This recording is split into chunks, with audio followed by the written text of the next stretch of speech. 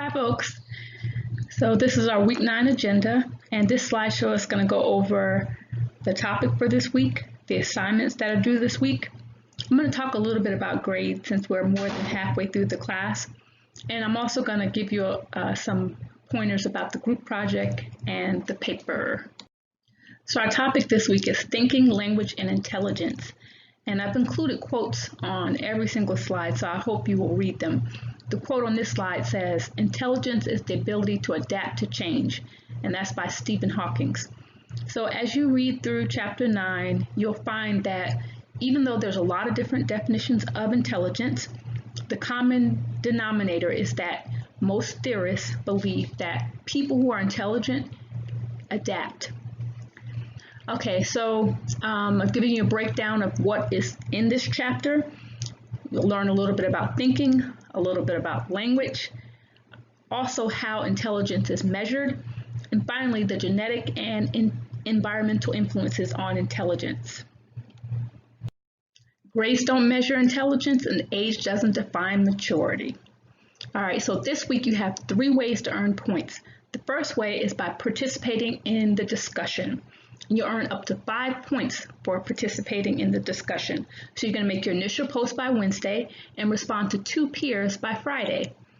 And this is how you earn 5 points. Remember, your responses should be substantive.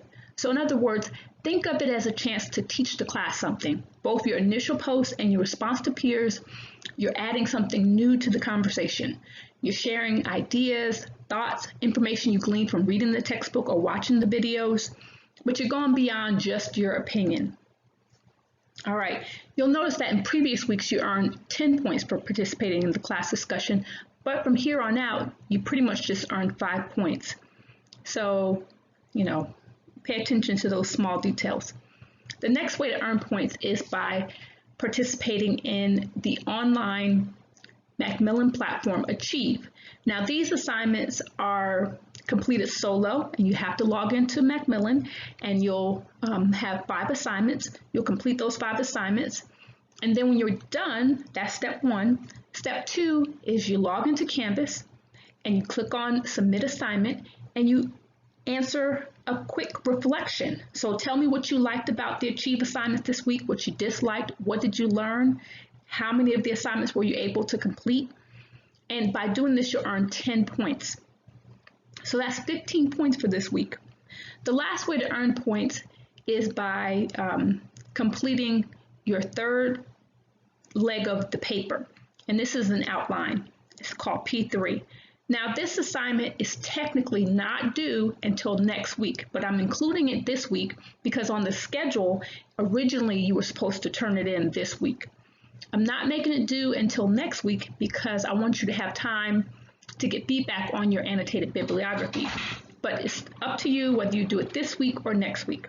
You'll get 20 points for completing the outline. So that's a total of 35 points for this week, and this week is week 9. Okay, so I know many of you have watched the syllabus preview video way back the first week of the semester. I'm linking that URL in this slideshow so that if you didn't watch it, you can go back and watch it because I went over grades quite a bit of detail in that video. Here we're having a quick check-in, and this is just to remind you that we have a total of 600 points. So 4 quizzes, each worth 25 points for a total of 100 points, 2 tests, each worth 50 points for a total of 100 points, 1 group project worth 100 points, a paper totaling 100 points, class participation, half is on the discussion board and half is the Achieve platform, and that's 200 points. So altogether, that's 600 points. You only need 540 points to get an A in this class. If you're only aiming for a C, you only need 420 points. So I want you to really think about this class as kind of your grade is in your hands. You just accumulate points, and those points equate to grades. Now, as I said in that video, and I'm saying it in this video, I really care about what you learn more than what you earn.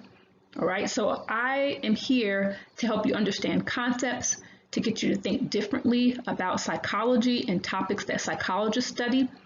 But I understand that some of you, you're just trying to fulfill a general education requirement. So it's up to you to keep track of your points. Now, if you go in Canvas and click on Grades from the home page, you can see your percentage in the class, and you can also see the assignments as they're graded. Often when I grade an assignment, I will include a note. And so if you open up that assignment, you can see the notes that I left you. And I really encourage you to do that. Now, so far, we're in week 9, but weeks 1 through 8, this is what you've accomplished. You've completed 2 quizzes and a test, and that's a total of 100 points. You've also participated in the discussion board and completed Achieve assignments, and that's totaling 115 points. You've also completed P1 and P2, and that's a total of 30 points. So altogether, there's 245 points available so far. Most of the assignments have been graded, so you know where you are in terms of at the midway point.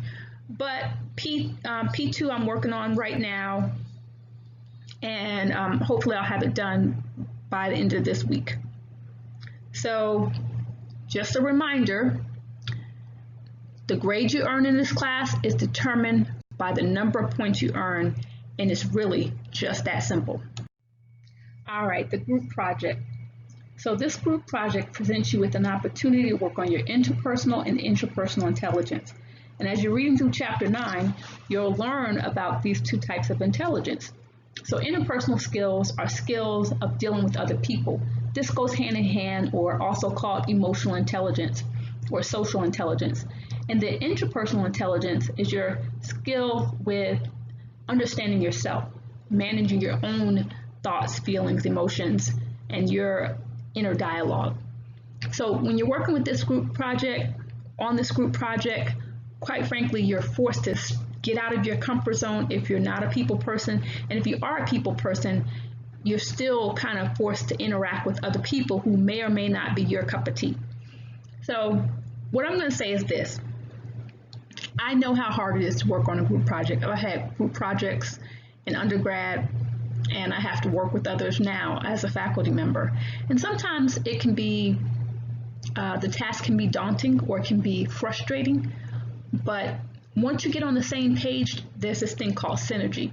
And synergy is when you're so aligned and you're so in tune and you're working together so efficiently and effectively that you do much more together than you could have ever done alone. And that's what you're aiming for, synergy, a win-win situation. Now, the project is not due until week 13, so you have 4 more weeks to work on your project. That's plenty of time. The end result is going to be a 15-minute presentation. Now, if you want to do a YouTube video, that's fine. If you want to just do a PowerPoint with speaker's notes, that's okay too. If you want to do a PDF, that's okay. This is not a paper. This is a group project. If your group decides to write a paper, you will be punished. So don't even bring that in here, okay? But anyway, have fun with it. It's worth 100 points. I'm going to look at the content. So I'm going to see how much you researched your topic and did you provide us with accurate information. I'm going to look at how creative your group was. Did you use lots of pictures? Did you link us to videos? Was there voiceover? I'm going to look at how concise you are. Are your slides cluttered with tons of information and it's hard to follow? Or is it easy, an easy progression and it's logical and clear? Did you have at least 15 slides? Did you have an introduction and did you have a conclusion? Is there a reference slide? Did you use APA formatting for in-text citations throughout the slideshow? So I'm going to look at all of that stuff, and I'm encouraging you to go to the group project module and click on the rubric, and the rubric shows you exactly how you'll be graded. I also provided bullet points for what you should and shouldn't do to earn a high mark on this assignment. Remember, if you have any questions, I'm available on the questions thread, and also you can email me. The paper. So you've already selected your topic and received feedback on that, and you turned in your annotated bibliography. You haven't received feedback on that, but I'm working on it. The next thing to do is to do an outline, and the outline is just a rough structure like a layout, an overview. So it's giving you an idea of how you're going to lay out this paper. And that is going to be due on the 25th of October. You can do it this week if you want, or you can do it next week. But, you know, I'm putting it out there now so that everyone can get started and, you know, not have to wait till the last minute. The last thing that you'll do is turn in your final paper, and that is due on November the 8th. And you should basically be able to pull together everything you've done in those previous steps when you get to that final paper. And the quote I have here is really not a quote, it's just something that I thought about connecting the dots between our topic this week and the assignment. It says, writing is thinking on paper. Organizing your thoughts by using language is a way to increase your intelligence. And I'll just tell you that back in the day, I used to give intelligence tests when I was a graduate student.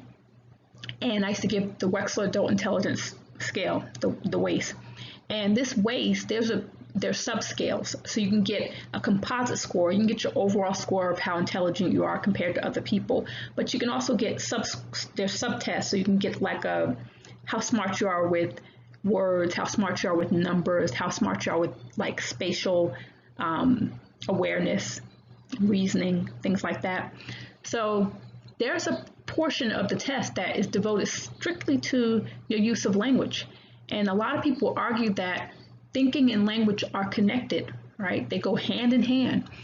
So the more you expand your vocabulary, the more you can show how intelligent you are, and possibly the more intelligent you become. So if writing is thinking on paper, just, you know, take that in, soak that up for a minute. So that's the end of this slideshow. I'll see you on the discussion board.